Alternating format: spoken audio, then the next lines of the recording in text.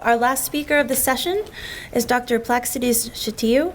Dr. Chitiyo is currently an assistant professor at the School of Natural and Environmental Resources at Duquesne University for the Center for Environmental Research and Education, as well as the internship and capstone coordinator for the Environmental Science Program and Management Graduate Program. So would you like to come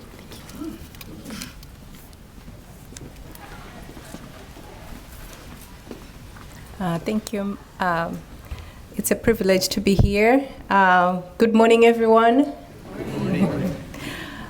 So my name is Plaxedes T, and I'm an assistant professor at Duquesne at the Center for Environmental Research and Education.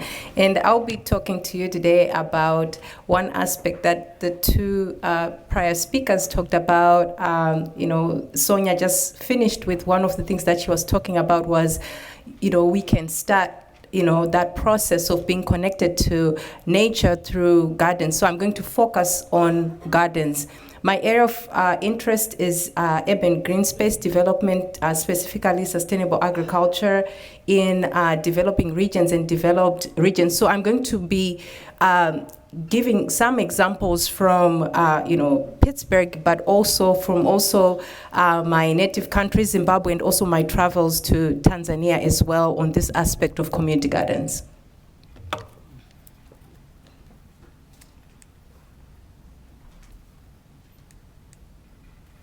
So, some people might ask, what are community gardens? And so community gardens are open spaces that may be collectively managed by people. And so people might manage that space as a whole, or they can subdivide into different plots, producing food, different types of vegetables, or they can include some ornamentals in there, some flowers, or they can even incorporate some fruit trees, and depending with the goals that they have.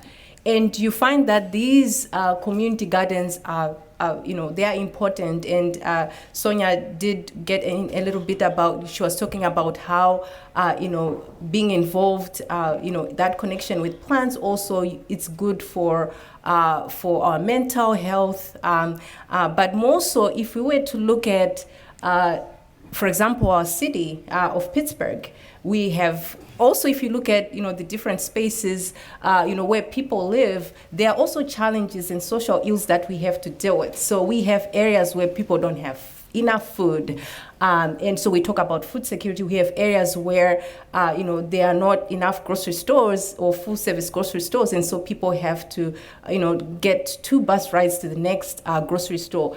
And we have poverty. We have vacant lots, so over 27,000 vacant lots within just the city of Pittsburgh, and these challenges actually can also be addressed by converting some of these, for example, the vacant lots into areas where we can actually get do some food production. So I have that image which is showing, even if we were to expand this to our county, Allegheny County. So I got this from the Just Harvest website, and you can see, so from 2011, the total, if you look at our total population in our county, 13.6% of the population is considered is that rate of hunger, and you can actually see that it went up to 14.2% in 2016, and even if we go to our children, that percentage is even higher. So that even affects them, their ability to perform and be successful in school. So these benefits we get from engaging in these spaces, working in these spaces, improved health, environmental protection. So when I always tell people that when I show up at a garden, of course, you see the green peppers, you see the tomatoes, you see the different flowers, but in my mind, I'm thinking nutrient cycling, I'm thinking what's happening within the soil, the worms, and all the different bugs. And so we talk about ecosystem services. But then there's another aspect also of social cohesion where different people are coming together. There's a garden site that I visited last summer, and I was talking to the garden coordinator, and he was sharing with me how when he started the garden, he wasn't sure how it was going to play out, but it actually brought the members of the community together around racial lines. And so you have that the gardens playing that role. And even bringing it within our city too. So the city of Pittsburgh is reinventing itself as a sustainable city. We've seen so many initiatives within our city. And I think this aspect of community gardens fits very well with what's happening. We have a climate action plan. And we know that our mayor has been very supportive. Actually, in December 2018, he actually represented the mayors of the different cities in the United States, those cities that said we are going to forge forward and support initiatives on climate change, even though our country did not, the USA did not, sign the Paris Agreement. And even more so now with the Pittsburgh Food Policy Council pushing this Greater Pittsburgh Food Action Plan, bringing all the different stakeholders together around food, realizing that we have some areas where we can fine-tune things, we can deal with equity issues, we can do with the food insecurity issues within the food system itself. So some of you might even ask, so where are the gardens? So I have this, I just thought I would have this map. So this is from a project that we're working on a year ago, just showing the community gardens. We have over 100 community gardens in Allegheny County, and you can see that most of the concentration is actually in the central part of our county, and we even indicated some of the organizations that are also involved, but they are not conclusive. We have a lot more organizations that are supporting community garden development. But then this idea that also you can see from, so we're also curious, like when did this, some of these gardens start? So starting as early as the 1970s to 2019. So another thing that, trying to connect to this idea of connecting to nature, we know, and Sonia talked about this, that humans have this innate ability of connecting to nature. But what is nature?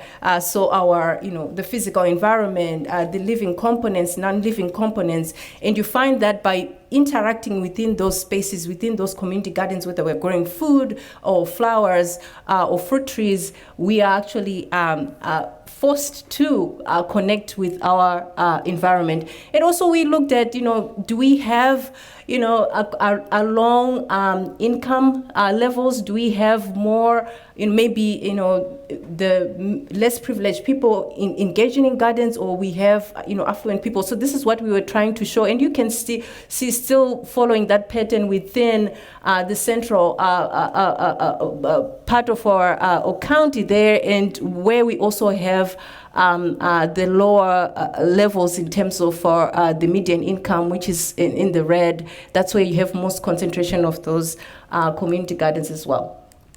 So let's look at this quest to connect with nature through community gardens. So one of the things that is also prevalent in our area is you find that there are different people are engaging in these spaces. So we have religious organizations, we have schools, we have neighborhood programs, we have non-profit organizations that are involved. But even more so, if we were to look at the spaces themselves, they're also different. So we can have private property, we can have vacant lots, we can have baseball fields. There are a couple gardens that I have developed like a relationship with some of the people there, and one of them was actually an old baseball field, and used to be, people would, a lot of drug activity taking place in that space, and then it was converted into a garden, and so something that is very useful for the community. And so you also find that there is that difference in land history. So how are communities seeking connections with nature through these community gardens?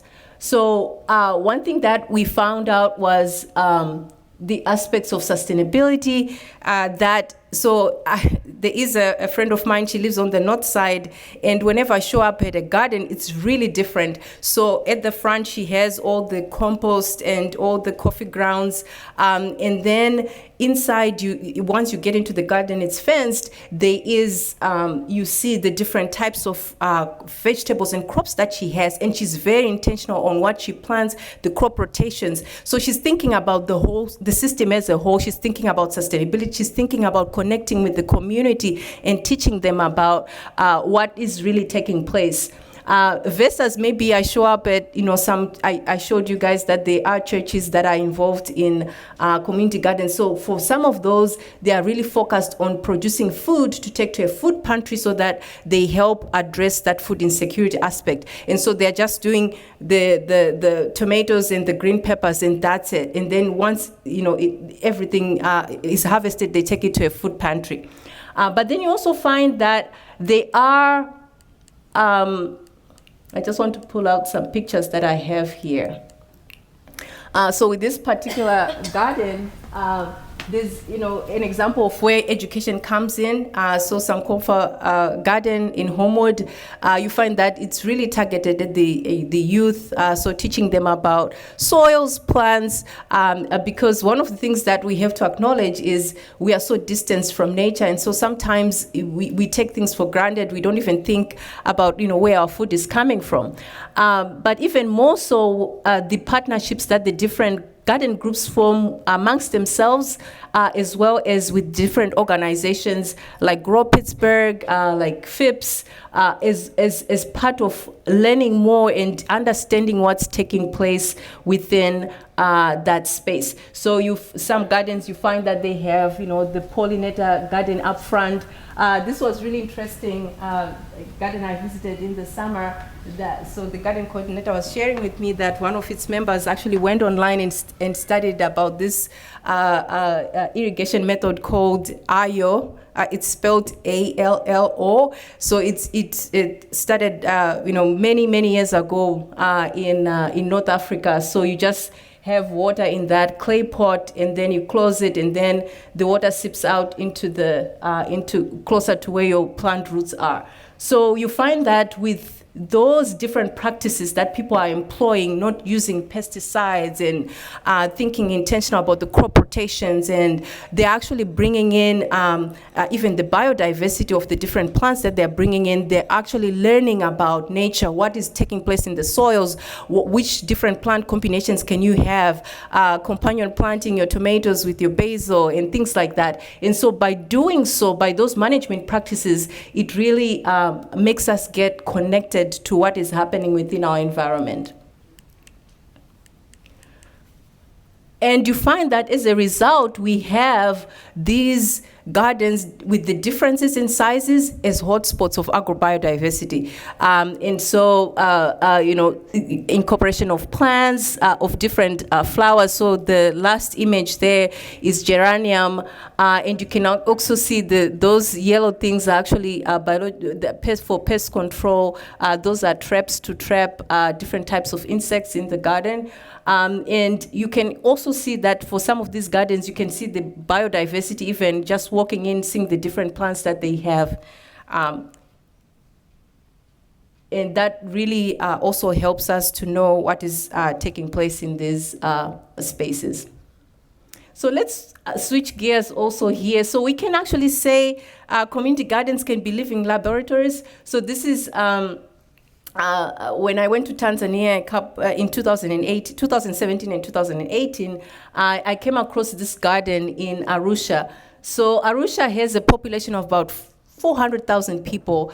And my colleagues told me when we went in for a prep trip, I grew up in Zimbabwe, so some things I don't really pay attention to. So they said, did you notice that they have 3 traffic lights? And the traffic is crazy. It's noisy. But then you come to this space. It's like an oasis in a desert. It's really, forested, and you have these gardens, the gardens that is established here. So it's kind of like, they say agroforestry. So a combination of the vegetables and fruit trees in there. But also it is managed by women who are living with disabilities or have children living with disabilities. And you find that in Tanzania, that women living with disabilities and children living with disabilities are actually marginalized. And so this is a way for them to be to make money, but at the same time they are creating this space where people can come and see the different practices. So the first one here is a keyhole garden. So they'll be teaching people. So when people come up and they ask what they are doing, what this is, they can actually tell them that within that urban city where, they might not have enough space to have a huge garden, they can have a keyhole garden where they can use gray water and produce vegetables for their family. And so this project was funded by the Italian government, working together with the Arusha municipality and the Nelson Mandela Africa Institute of Science and Technology and other organizations as well, but it's actually acting as that living laboratory. And they do have a vegetarian restaurant on site as well. So after you've taken your tour and enjoyed your time in this space, you can also enjoy food from the restaurant. I was able to eat at the restaurant. Actually, I met a group of Americans who actually knew about this garden, who had traveled to visit this place as well. And so in conclusion, I would like to say that community gardens help people to connect to nature and be able to reap benefits even within the different backyards. We learn more about the plants, about the soil, about the nutrient cycling. And so we become much more connected, and we also put value on things that we not necessarily value. So when we see a garden, we know that besides providing us with food, it's actually working, maybe giving us an ecosystem service of stormwater management. And I see opportunities in expansion of these. So, for example, here in Pennsylvania, we've had the Pennsylvania Farm Bill devoting $500,000 for urban agriculture development. And we also have, so this has been, so last summer was the third year that the Pittsburgh Food Policy Council has initiated this thing where we have our Secretary of Agriculture, Secretary Redding. He's in that picture. So he does a tour of our garden. So showing people that what you are doing is great. It's great for the environment. It's great for food production. And so that really encourages people to keep on doing what they're doing. So having those connections between sustainability and environmental protection, looking at things like stormwater management and green space development. Our city, they say that, our city has to spend like $500 per vacant lot to maintain it throughout the year. And if you look at those, how many thousands of vacant lots we have, why not use those spaces and maintain them that way and not spend so much money managing these spaces? And I think it's something that is applicable to other cities and areas. That garden that I showed you from Tanzania, Arusha, is first of its kind in Tanzania. And we are hoping that, as people visit that and see that living laboratory, they are able to start those types of spaces around other parts of the globe. It used to be a place where people used to get mugged, that Arusha Temi Living Garden, but now they transformed it into a space that is actually valuable with all the different types of benefits, from food to even getting into the different plants and what's happening, the nutrient cycling. So thank you.